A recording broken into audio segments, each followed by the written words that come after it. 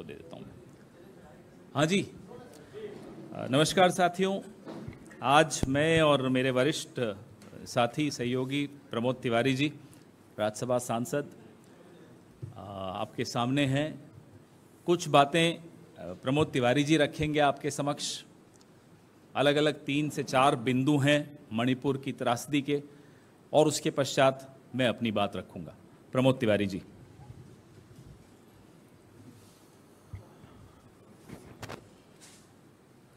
नमस्कार साथियों।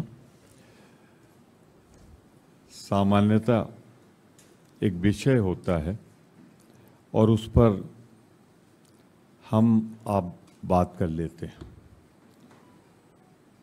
परंतु आज एक ऐसा विषय है कि जिसके मन में जरा भी महिलाओं के लिए, नारी शक्ति के लिए थोड़ा भी सम्मान होगा तो जो कुछ मणिपुर में हुआ है उससे बीभत्स, उससे देश का सर झुकाने वाला पूर्वोत्तर जल रहा है पीड़ा से, देश जल रहा है पीड़ा से। ऐसी हृदय विदारक घटना शायद नहीं हुई है। और जब मैं आपको संबोधित कर रहा हूं तो मेरे मन में एक पीड़ा है कि हमारे आदरणीय प्रधानमंत्री जी 2 बार तो मेरी जानकारी में विदेश उस घटना के बाद हो आए हैं। वहाँ की पार्लियामेंट्स में भी सवाल पूछा गया मणिपुर के बारे में, चिंता तब तक ये घटना नहीं आई थी। लेकिन प्रधानमंत्री जी समय नहीं निकाल पाए, या उनको ऐसा लगता है कि ये इतनी महत्वपूर्ण नहीं कि वो नहीं गए मणिपुर। अरे मणिपुर तो छोड़िए, मणिपुर का नाम भी नहीं लिया उन्होंने, जबकि मई से मणिपुर जल रहा है। तो क्या मणिपुर देश का हिस्सा है कि नहीं?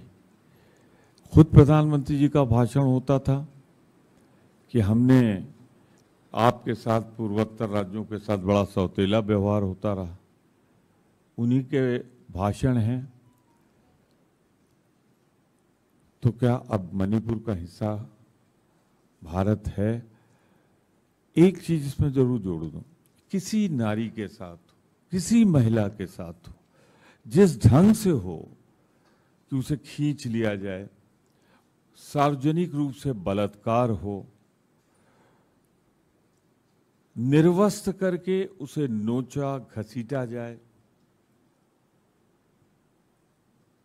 और मैं एक चीज जोड़ रहा हूं,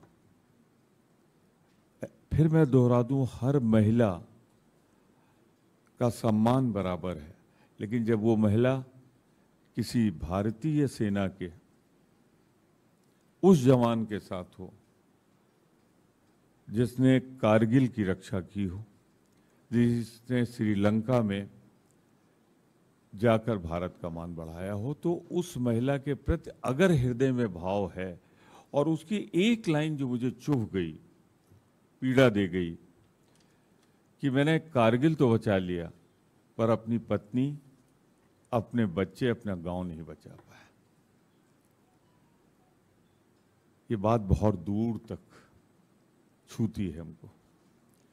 मैं इतना जरूर कहूंगा, ये लगभग 4 मई की घटना है। 21 जून को FIR है।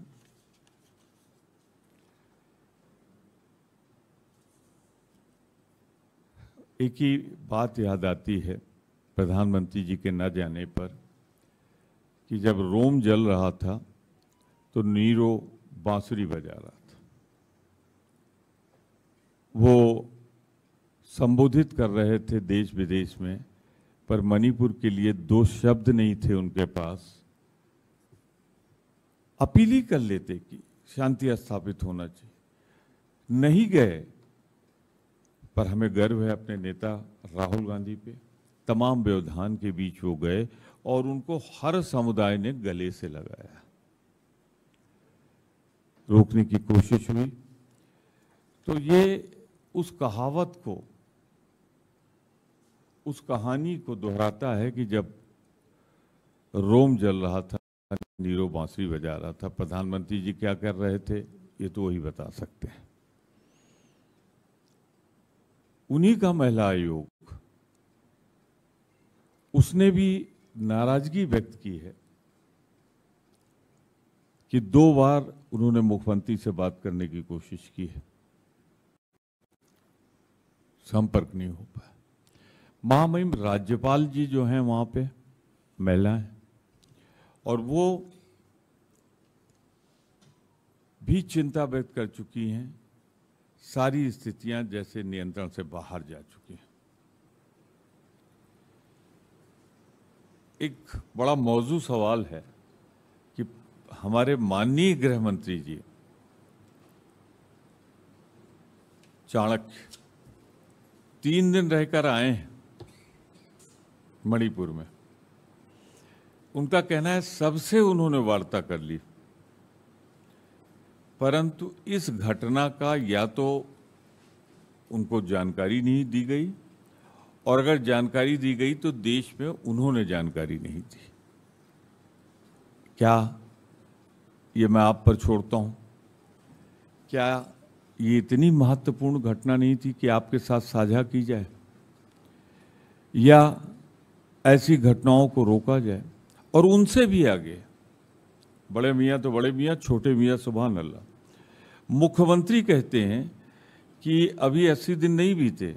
जब उनसे कल सवाल पूछा जाता है तो कहते हैं ऐसी तो सैकड़ों घटनाएं हो चुकी। यानी एवरेज लगाया जाए और 78 दिन को 80 दिन को बांटना जाए, यानी कि हर दिन 1.5 से 2 बार ये घटनाएं हो रही। ये मेरा बयान नहीं है, मुख्यमंत्री का बयान ऑन रिकॉर्ड है। मैं नहीं जानता देश को कहां ले जा रहे हैं। मैं एक बात जरूर कहना चाहता हूं, प्रधानमंत्री जी से बार बार हम सब कहते हैं कि अपील करो, काफ़ी दिन से कहते आ रहे हैं। राहुल जी जब गए तो उसके बाद से कहते रहे हैं कि आप जाइए, आप अपील करिए, लेकिन वो बोलने का समय कौन सा चुनते हैं? जब सुप्रीम कोर्ट 10 बजे स्वतः संज्ञान ले लेता है तो उनका भाषण आता है 11 बजे के आसपास, जब उस सदन में प्रवेश कर रहे थे।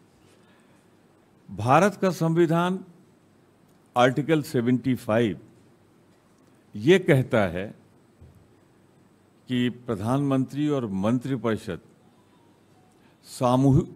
सामूहिक रूप से और उत्तरदायी हैं दोनों सदनों के लिए। 75 पर वो शायद संसद की सीढ़ियों से उत्तरदायी है। संसद भवन आते हैं, संसद भवन की सीढ़ी चढ़ते हुए वो आपको तो संबोधित कर देते हैं, पर चंद सीढ़ियों के बाद जो दोनों सदन बैठे हैं उसमें आने की जहमत नहीं फरमाते।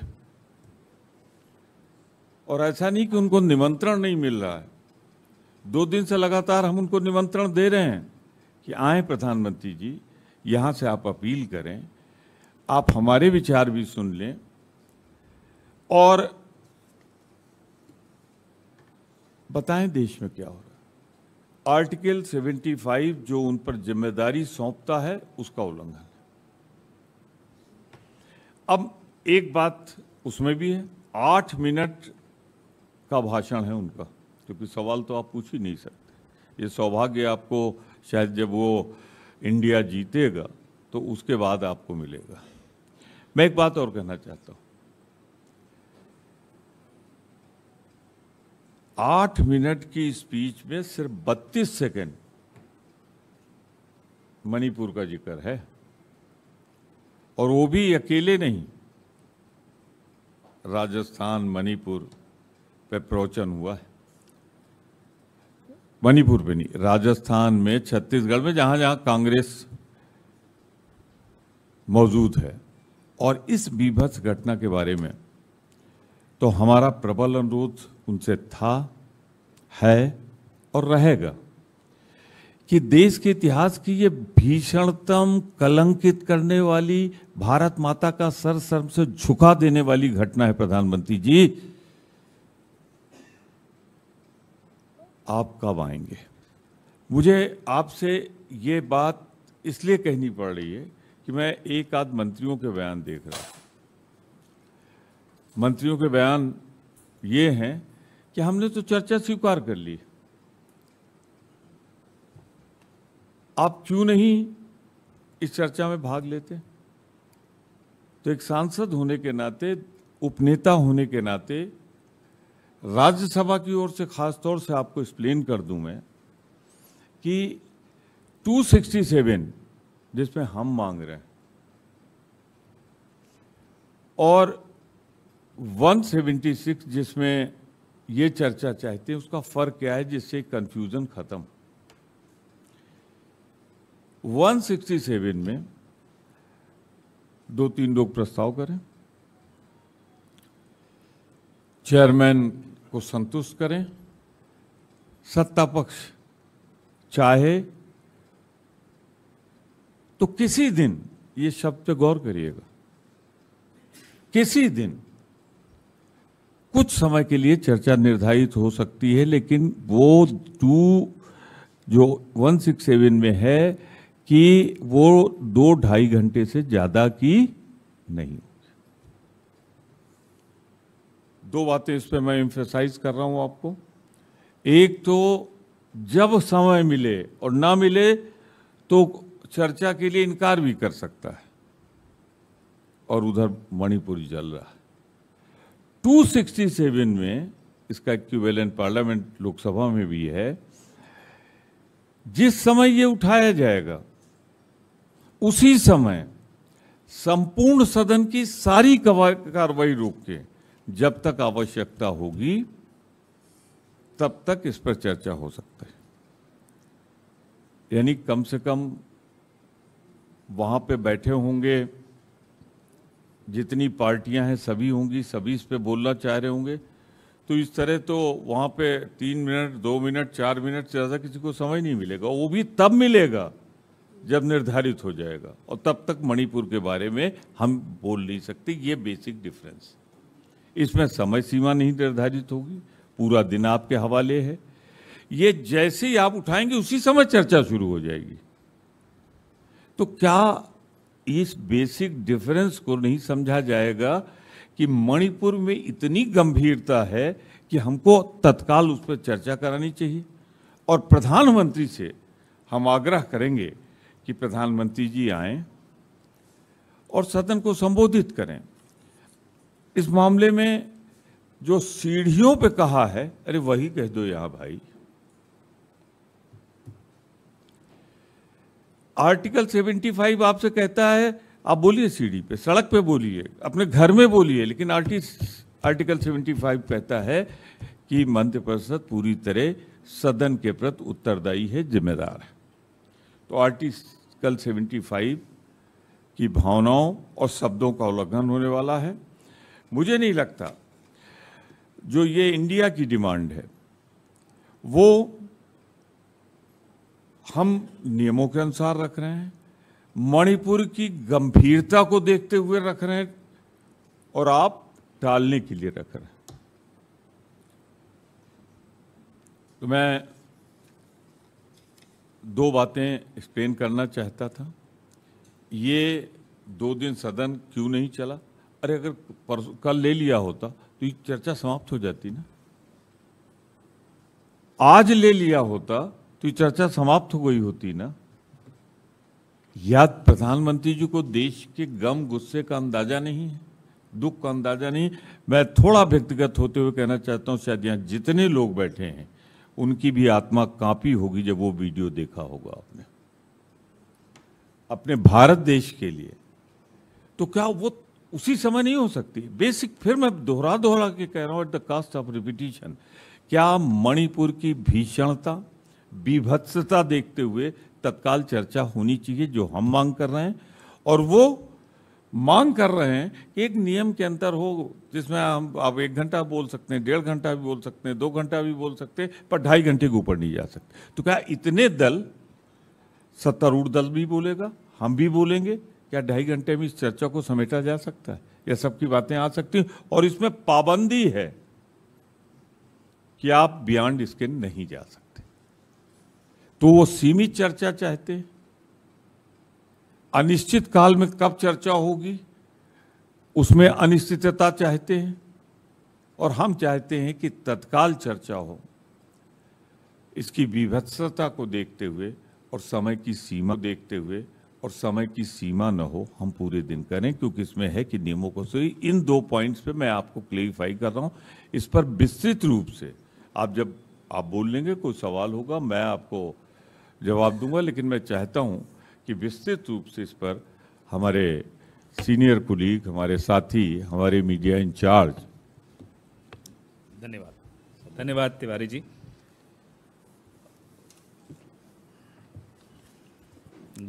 आमतौर पर हमारी महिला नेत्रियां इस मुद्दे पर ज़्यादा प्रखर होती हैं, तो आज ये हमने तय किया कि हम में से कोई भी सहज नहीं हो पाया जब से ये वीडियो हम लोगों ने देखा। पुरुष हो या महिला, बात महिला पुरुष की नहीं है, बात मानवता की है, बात भारतीयता की है। प्रधानमंत्री जी भी तब बोले जब उनके ट्रोल्स तक पिघल गए।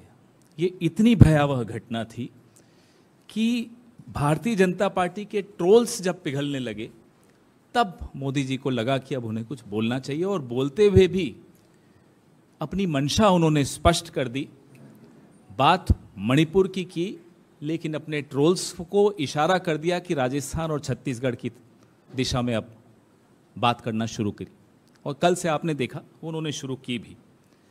माफ़ कीजिएगा प्रधानमंत्री जी, न राजस्थान के मुख्यमंत्री अशोक गहलोत जी, न छत्तीसगढ़ के मुख्यमंत्री भूपेश बघेल जी इतने निर्लज हैं कि इस तरह की कायराना बात वो करेंगे। घंटों में गिरफ्तारियां होती हैं इन दोनों राज्यों में। बिल्कुल नो टॉलरेंस क्राइम के प्रति हमारे राज्यों में आप देखेंगे। मैं आपको एनसीआरबी का 2021 की रिपोर्ट बता रहा हूं। टॉप पहले पेज पे जितने राज्य हैं 2021 में, ये सब भाजपा के पास थे। अब इसमें से हिमाचल और कर्नाटक हमारे पास अब आया है। आसाम, हरियाणा, मध्य प्रदेश, उत्तराखंड, उत्तर प्रदेश, अरुणाचल, हिमाचल, कर्नाटक, मेघालय, सिक्किम, त्रिपुरा, ये टॉप के मैं आपको बता रहा हूं क्राइम अगेंस्ट विमेन।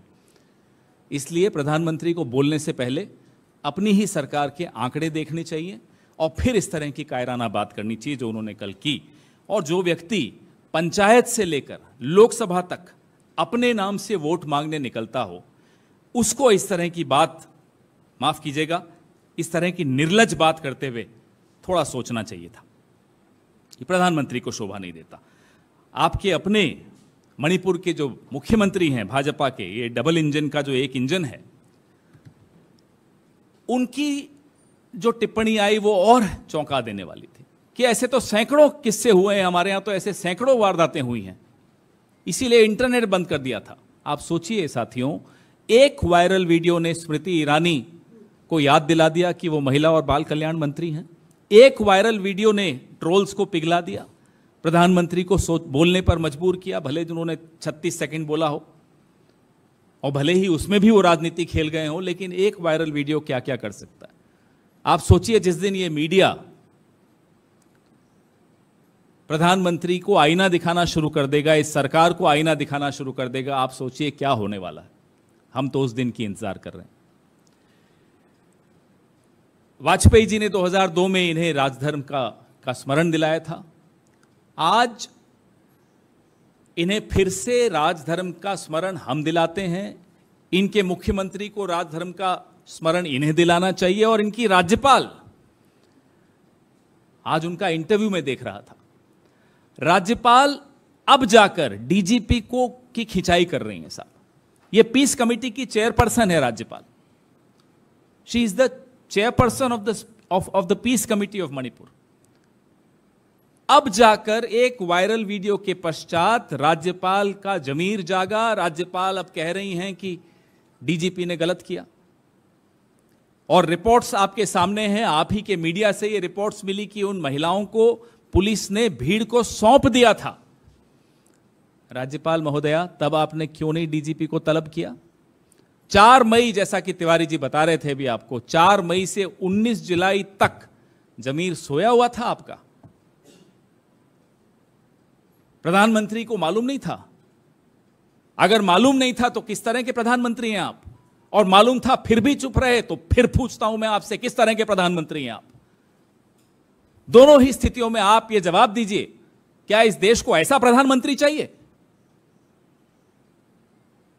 आइए नेशनल कमीशन ऑफ विमेन पर, राष्ट्रीय महिला आयोग पर, जो विरोधी दल को तुरंत मिनटों में नोटिस देती हैं, उनके पास 2 शिकायतें गई मणिपुर की इस वारदात की।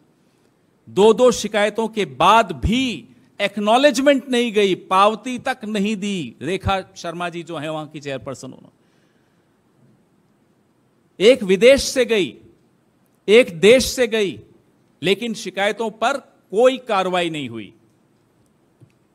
यह तीसरा राजधर्म का मैं आपको उदाहरण दे रहा हूं। अगर किसी ने राजधर्म का यहां पालन किया तो विपक्ष ने किया। राहुल गांधी अगर वहां जाकर खड़े हो सकते थे तो क्या नरेंद्र मोदी नहीं जा सकते थे? वोट मांगने तो चले जाते हैं।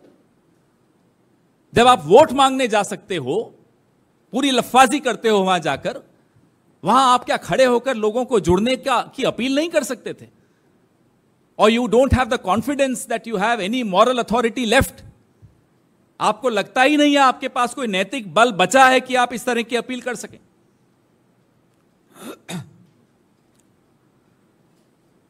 इंटरनेट और मीडिया पर जिस तरह की वहां पाबंदियां लगी हुई हैं, वो भी हैरानी की बात है। अब अगर इस देश को उम्मीद किसी से है तो माननीय राष्ट्रपति जी द्रौपदी मुर्मू जी से है, जिन्होंने संघर्ष का रास्ता तय करके यहां तक पहुंची, इस मुकाम तक पहुंची। आप, कम से कम आपसे यह उम्मीद है राष्ट्रपति जी कि आप अपनी जो संविधान में निहित आपकी जो शक्तियां हैं उनका उपयोग करिए, और ऐसी सरकार जो मणिपुर में है, जो इसलिए दुखी है कि ये वीडियो वायरल क्यों हो गया, इसलिए नहीं दुखी है कि वहां ऐसे सैकड़ों केसेस हुए हैं, उस पर कोई दुख नहीं उन्हें। उस सरकार को आप डिसमिस कीजिए। जैसा कि तिवारी जी ने कहा, हमारी जो मांग है वो बड़ी स्पष्ट है। संसद में प्रधानमंत्री विस्तृत एक स्टेटमेंट अंदर दीजिए, सीढ़ियां चढ़ के। साहब थोड़ा सा जहमत उठाइए। हवाई जहाज में तो बड़ा दौड़ते दौड़ते सीढ़ियां चढ़ते हो जब बाहर जाना होता है, जब लौटते हैं तो धीरे धीरे उतरते हो। बड़ा दुख होता है आपको हिंदुस्तान लौटते हुए। 4 सीढ़ियां तय कर लीजिए, वो सफर तय कर लीजिए, पार्लियामेंट के भीतर से जाकर बोलिए, इसमें आपको क्यों शर्म आ रही है? इन्हें शिकायत है कि राहुल गांधी वहां क्यों गए। शर्म करो, गए तो आपने तो वहां जाना भी उचित नहीं समझा। एक व्यक्ति है जो राजधर्म निभा रहा है, वो है विपक्ष का धर्म निभा रहा है, वो है राहुल गांधी। तो अब इस तरह की जो हल्की राजनीति है प्रधानमंत्री को शोभा नहीं देती, उनकी सरकार को, उनके ट्रोल आर्मी को, पूरी सरकार ही एक तरह से ट्रोल आर्मी बनी हुई है, इनको नहीं देती। इन्हें चाहिए कि अब वो अपनी ये रिवायत बदलें और प्रधानमंत्री इस पर जवाब दें। और नेशनल कमीशन फॉर विमेन ने इतना समय क्यों लगाया, उनके खिलाफ प्रधानमंत्री क्या कार्रवाई करेंगे, वह भी हमें बताएं। वीरेंद्र सिंह, जो रोज उनकी टिप्पणियां जितनी बार आती हैं उतनी बार लोग हैरान हो जाते हैं कि ऐसा व्यक्ति मुख्यमंत्री बना हुआ है, उनके खिलाफ क्या कार्रवाई करेंगे बताएं। और उपराज्यपाल महोदया, आपका जमीर वापस सो न जाए, हम आपसे सिर्फ इतना ही आग्रह करते हैं। आपके सवाल।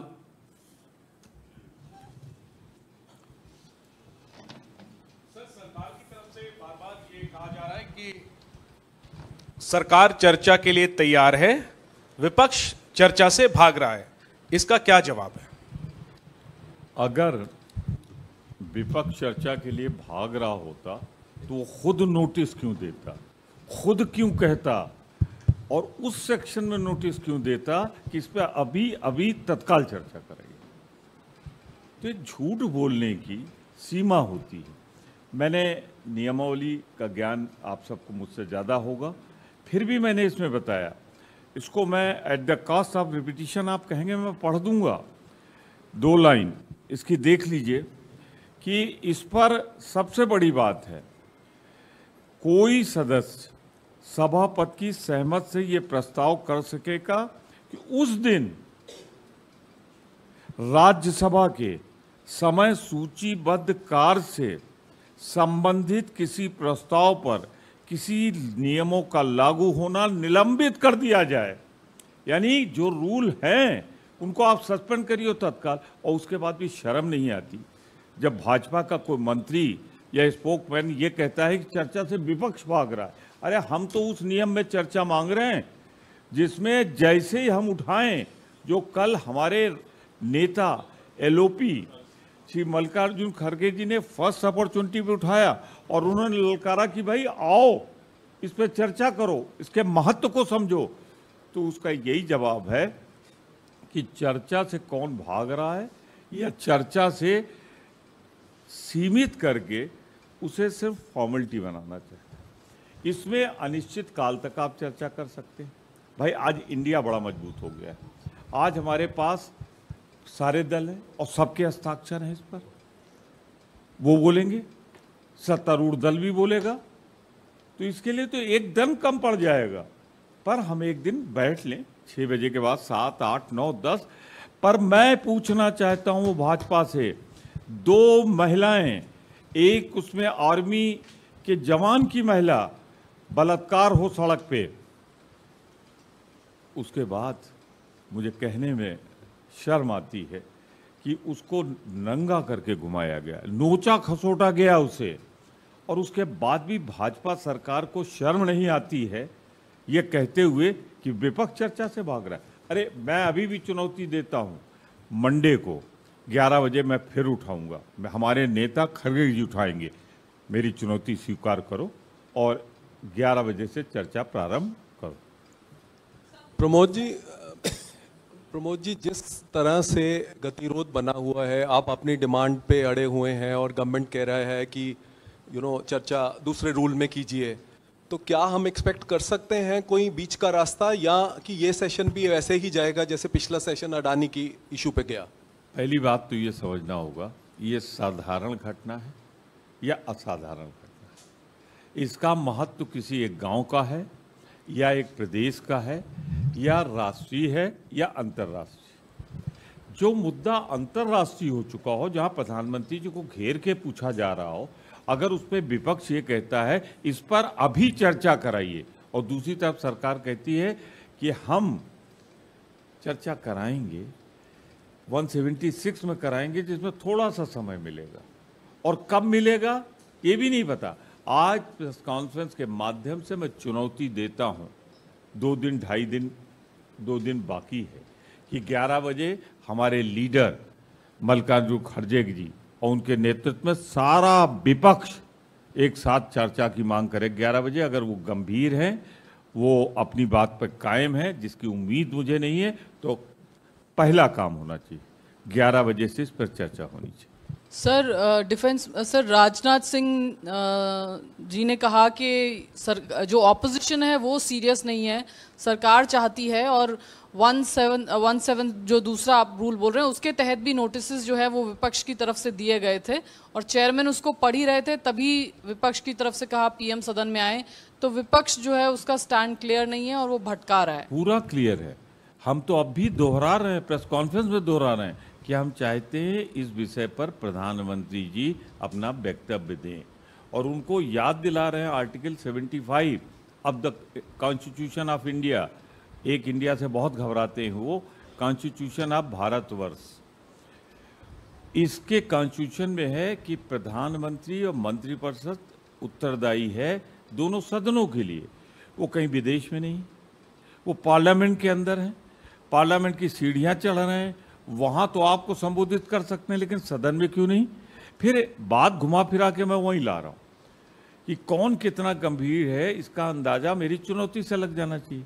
हमने तो कहा तो इसका तो कल ही हो जाना चाहिए था, हमने कहा इसका आज हो जाना चाहिए था। अब चलिए फर्स्ट वर्किंग डे आ रहा है मंडे, और मंडे को करा लो 11 बजे पहला काम चर्चा, और जब तक सब एग्जॉस्ट न कर जाएं, बोलने वाले अपनी बात ना रख ले। अरे 2 महिलाओं के महत्व को आप नहीं समझते, उनका सतीत्व लूटा गया, उनको बेइज्जत किया गया, मौत के हवाले कर दिए, मौत से भयंकरतम मौत दी गई उनको, कि उनको सिर्फ बलात्कार नहीं हुआ।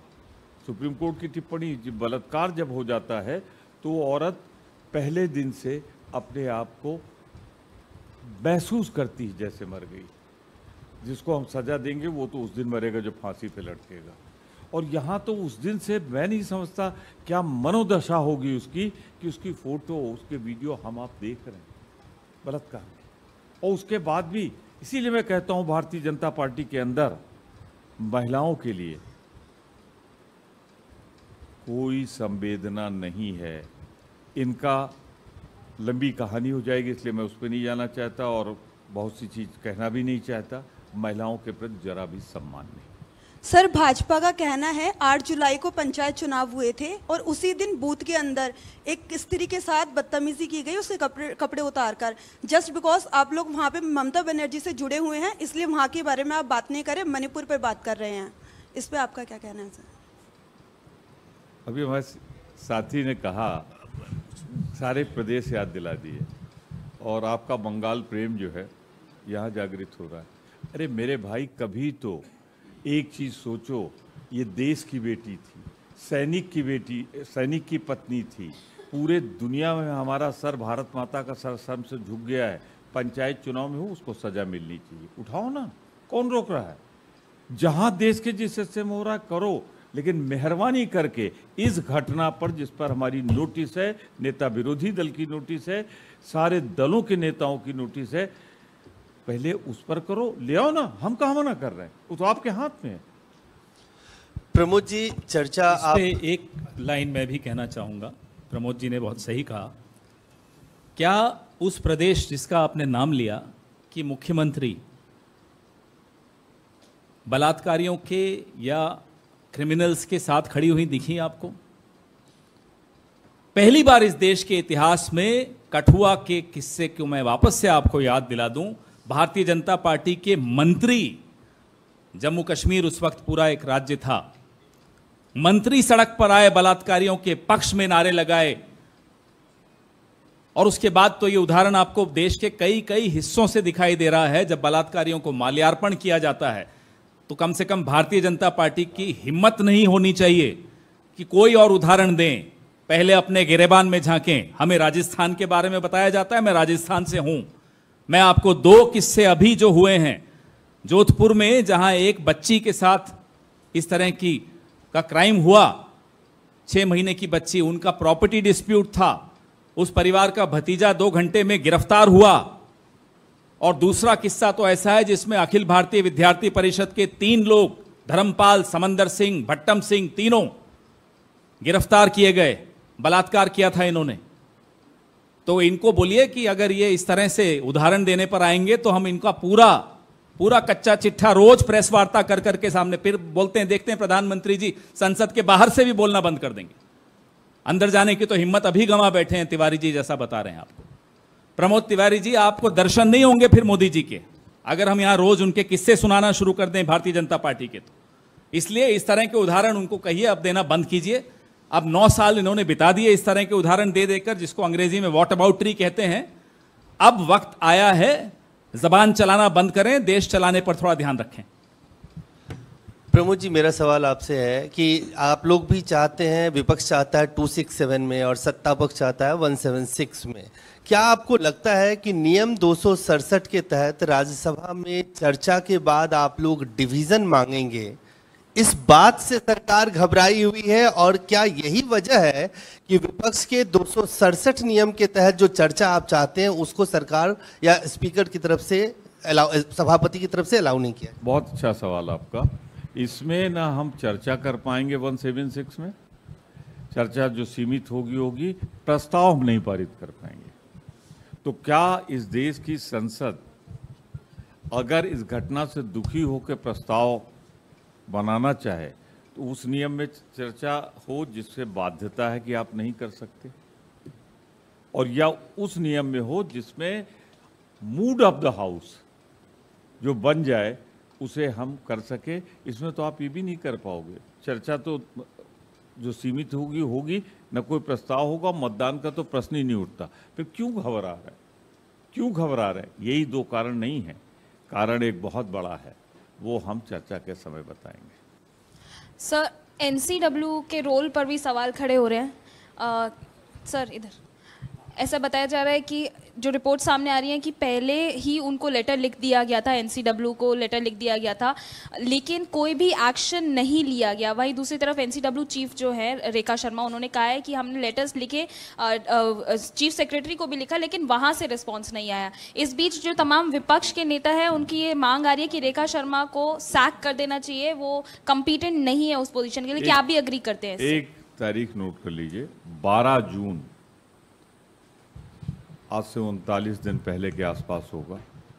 उस दिन जा चुकी 2 बार सूचना एनसीडब्ल्यू में, और इसके अलावा चीफ सेक्रेटरी को सब जगह सूचना दी जा चुकी है। और फिर ये तो अपने ओपनिंग रिमार्क में मेरे साथी ने कहा एनसीडब्ल्यू का रोल भी, मैंने भी इस बात को उठाया, तो इसमें तो कोई दो राय नहीं है। पूरी ऊपर से नीचे तक लेकर भाजपा के लोग इस मामले को दबाना चाहते हैं, हटाना चाहते हैं, घटाना चाहते हैं, और इसीलिए उस नियम में चर्चा चाहते हैं जिसमें न प्रस्ताव हो सके और न वोटिंग हो सके। मैं एक बात और कहना चाहता हूँ, जरा विश्वास कम किया कीजिए, मेरे कहने से तो नहीं होगा, लेकिन कम किया कीजिए। ये भाजपा वाले हैं, नाम कहेंगे तो रविशंकर जी के साथ कई लोगों का ले लूँगा, जिन्होंने साफ कहा था कि भारत के प्रधानमंत्री की शक्ति देखिए, उनका प्रभाव देखिए कि उन्होंने रूस और यूक्रेन का युद्ध रुकवा दिया।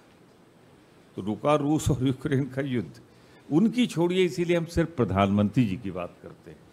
क्या उनके नज़रों में ये इतना गंभीर प्रश्न नहीं है कि इस पर वो सदन में आए, जबकि भारत का संविधान उन्हें बाध्य करता है कि आप जब सत्र चल रहा था, सदन चल रहा था, तो आप बाहर क्यों बोले? बात दूर तक जाए तो इस पर प्रिविलेज आ सकता है कि हम जिस नोटिस को अंदर दिए बैठे, क्योंकि नोटिस 10 बजे के पहले चली गई और 10 बजे के बाद वो बोल रहे हैं, तो उसमें बोलना था, सदन में वो बोल बाहर रहे हैं, लेकिन हम इसको कहीं घुमा माना फिरा नहीं चाहते। हम न्याय चाहते हैं उन 2 महिलाओं को, भारत की महिलाओं को, और मुख्यमंत्री जी की भाषा में ऐसी घटनाएं तो सैकड़ों हो चुकी है उन महिलाओं को। सर, इसके अलावा एक विषय है, ज्ञानवापी परिसर का एएसआई सर्वे की इजाजत दी है वाराणसी के कोर्ट ने, अभी अभी ये फैसला आया है, इस पर क्या प्रतिक्रिया है? देखिए, जो मैटर चल रहा है सुप्रीम कोर्ट में, हाई कोर्ट में और वाराणसी की अदालत में, मैटर सब जुडिस है। मैं उस पर कोई चीज़ नहीं कहूँगा, क्योंकि जब तक जो फैसला आया है उसको पढ़ ना लूँ, समझ ना लूँ, तब तक नहीं बोलना चाहता। पर दूसरी बात जरूर बोलना चाहता हूँ, आज हमारी प्रेस कॉन्फ्रेंस और मैं आया हूँ यहाँ पे, 2 दिन सदन क्यों नहीं चला? ये जब पूरा रोम जल रहा था तो नीरू बांसुरी बजा रहा था, यहाँ मोदी जी क्या कर रहे हैं कि पूरा मणिपुर जल रहा है। मेरा एक विषय तक आधारित है, तो मैं आग्रह करूँगा कि इसको यहीं तक रखा जाए, इसके महत्व को समझा जाए। प्रमोद जी, एक सवाल है। प्रमोद जी, एक सवाल हमारा है, खासकर यूपी से संबंधित। वहाँ पर ऐसा देखने में आया है सर कि स्वास्थ्य सेवाओं का चरमराई हुई स्थिति, लोग गांव से मरीजों को चारपाई पर रखकर हॉस्पिटल में ले जा रहे हैं, तो उनकी आप उस पर क्या कहेंगे? खासकर आप उत्तर प्रदेश से आते हैं सर। पूरे उत्तर प्रदेश को इन्होंने स्ट्रेचर और एम्बुलेंस पे कर दिया है, आप एक गांव की बात कर रहे हैं। सर, राज्यसभा से जुड़ा ही एक है कि सर आज जब दिल्ली जो अध्यादेश वाला मुद्दा जब उठा, तो सदन में इंडिया के जो तमाम दल हैं उन्होंने हंगामा किया, जिस पर सभापति ने एक टिप्पणी की कि ये पब्लिक स्ट्रीट नहीं है। तो सर, क्या इस पर राज्यसभा में चर्चा नहीं चाहता है विपक्ष या इंडिया के जो तमाम घटक दल हैं? विपक्ष तो सब कुछ चाहता है, सत्ता पक्ष तो चाहे। हम लोग पहला हमारे इंडिया का है कि जो संघीय ढांचा है, जिस तरह प्रहार हो रहा है, उसको नहीं होना चाहिए। तो हम लगातार ये मुद्दा उठा रहे हैं। तो दिल्ली में भी जो हो रहा है वो भी संघीय ढांचे पे प्रहार है। क्योंकि मैटर सब जुडिस है फुल बेंच के सामने, इसलिए मैं कुछ ज़्यादा टिप्पणी नहीं करूँगा। सर मेरा सवाल है आपसे, प्रमोद सर इधर। सर आप कह रहे हैं, सरकार कह रही है शॉर्ट ड्यूरेशन डिस्कशन में ले रही है वो, और आप कह रहे हैं कि 267 में हो, लेकिन यथास्थिति ये रहने वाली है मंडे तक जो है सदन स्थगित है। मंडे में आपकी क्या जो है रहने वाली है रणनीति?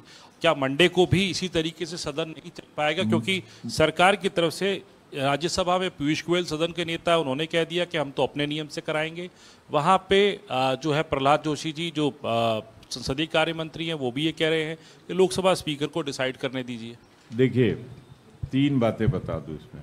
पहली, मैं नोटिस रिसीव करा के आया हूँ, तो नोटिस 267 की जा चुकी है ऑलरेडी सदन।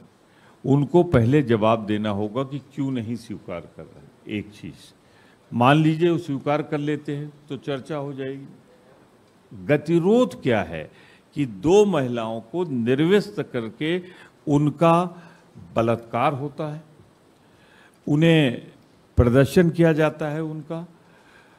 पूरे देश में मुख्यमंत्री जवाब में कहते हैं ऐसी तो सैकड़ों घटनाएं हो रही हैं 80 दिन में। वो महत्वपूर्ण है कि वो नियम महत्वपूर्ण है जो कब लगेगा, तारीख तय नहीं। हमारी तारीख तय है, मंडे को 11 बजे हम उठाएंगे। और कितनी देर चर्चा चलेगी, और जिस नियम में उलाना चाहते हैं ना हम उस पर प्रस्ताव कर पाएंगे ना बोल पाएंगे। जितने दल है और उनके हिसाब से तो 1 मिनट 1.5 मिनट 2 मिनट बोलने का मौका मिलेगा, तो वो अव्यवहारिक है। मुझे लगता है कि जहां मैं संबोधित कर रहा हूं, अगर आप दृढ़ता के साथ इस मुद्दे को गंभीरता से समझते हुए लेंगे तो नियम के अंतर्गत चर्चा हो जाएगी 267 में। जब एक वीडियो पूरी सरकार को बैकफुट पे लाके प्रधानमंत्री जी के मुंह में जो दही जमा था हटा सकते हैं और वो बोलने को मजबूर हो सकते हैं, तो फिर मुझे लगता है कि उसको स्वीकार कर लेंगे। आप याद करिए, कल के पहले तक जब 10 बजे सुप्रीम कोर्ट का नहीं आ गया था, प्रधानमंत्री जी बोले नहीं थे। सर एक सवाल और पूछना चाहूँगी। सर बीजेपी की एक प्रेस कॉन्फ्रेंस हुई है जिसमें गजेंद्र सिंह शेखावत ने लॉ एंड ऑर्डर सिचुएशन पे सवाल खड़ा किया है राजस्थान के। उन्होंने बोला है कि 17 से 18 क्राइम अगेंस्ट वुमेन हर रोज़ रिपोर्ट हो रहे हैं, 5 से 7 जो है मर्डर्स हो रहे हैं, तो सुनामी है एक ये क्राइम की जो राजस्थान में चल रही है। ये गजेंद्र सिंह जी कौन से, राजस्थान वाले या भारत के मंत्रिपरिषद वाले? संजीवनी वाले। आपसे सिर्फ इतना कहना चाहता हूं मैं कि उन्हें सिर्फ वही दिख रहा है जहां इस देश का एक ईमानदार श्रेष्ठतम वरिष्ठतम मुख्यमंत्री है। उन्हें मणिपुर नहीं दिख रहा है, जहां पे लड़कियों के साथ, महिलाओं के साथ, वो भी एक आर्मी पर्सनल की वाइफ के साथ। तो मुझे तो शक होता है आप किस गजेंद्र सिंह से मिलके आई। ये जो गजेंद्र सिंह जी ने कहा, मैं फिर से वो आंकड़ा आपके माध्यम से गजेंद्र सिंह जी को भेजना चाहता हूँ। हो सकता है वो इस आपकी तरफ से कंधा आप लोगों का इस्तेमाल कर रहे हो और निशाना आदित्यनाथ जी की तरफ लगा रहे हो, क्योंकि ठाकुर है ना दोनों। उत्तर प्रदेश का क्राइम रिकॉर्ड आपके सामने, ये 5 राज्य, 5 भाजपा के, ये 2021 की एनसीआरबी का डेटा फिर से आपके सामने रख रहा हूँ। राजस्थान की सरकार ने बड़ी मुस्तैदी के साथ गिरफ्तारियां करते हैं, कार्रवाई करते हैं। ये माफ कीजिएगा प्रमोद तिवारी जी के राज्य जैसा नहीं है हमारा राज्य।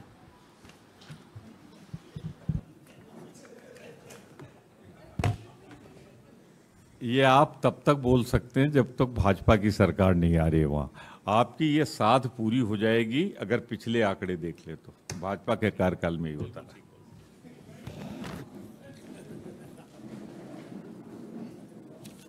धन्यवाद, थैंक यू वेरी मच।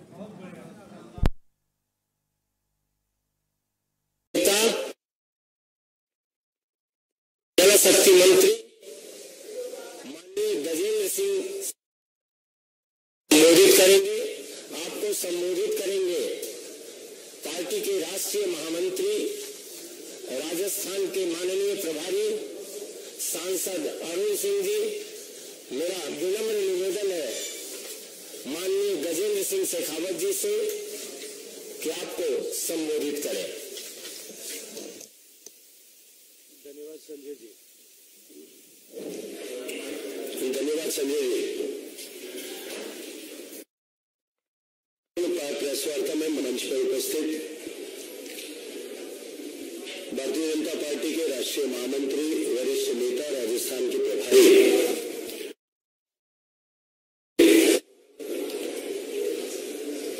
और दोपहर में आयोजित आए हुए सभी पत्रकार मित्रों, 4.5 साल से कुछ समय पहले राजस्थान में किसानों को, युवाओं को आश्वासन का पिटारा देकर के एक सरकार बनी। सरकार बनने के साथ ही चुनाव के परिणाम आने के ठीक बाद जिस तरह का आपसी सिरफुटव्वल नजर आया, लगातार 4.5 साल तक राजस्थान में जिस तरह से किस्सा कुर्सी का चलता रहा, एक कुर्सी छोड़ने को तैयार नहीं था और दूसरा कुर्सी को छोड़ने को तैयार नहीं था, और उनके इस किस्सा कुर्सी के की द्वंद्व में राजस्थान के 7.5 करोड़ लोगों ने पिछले 4.5 साल तक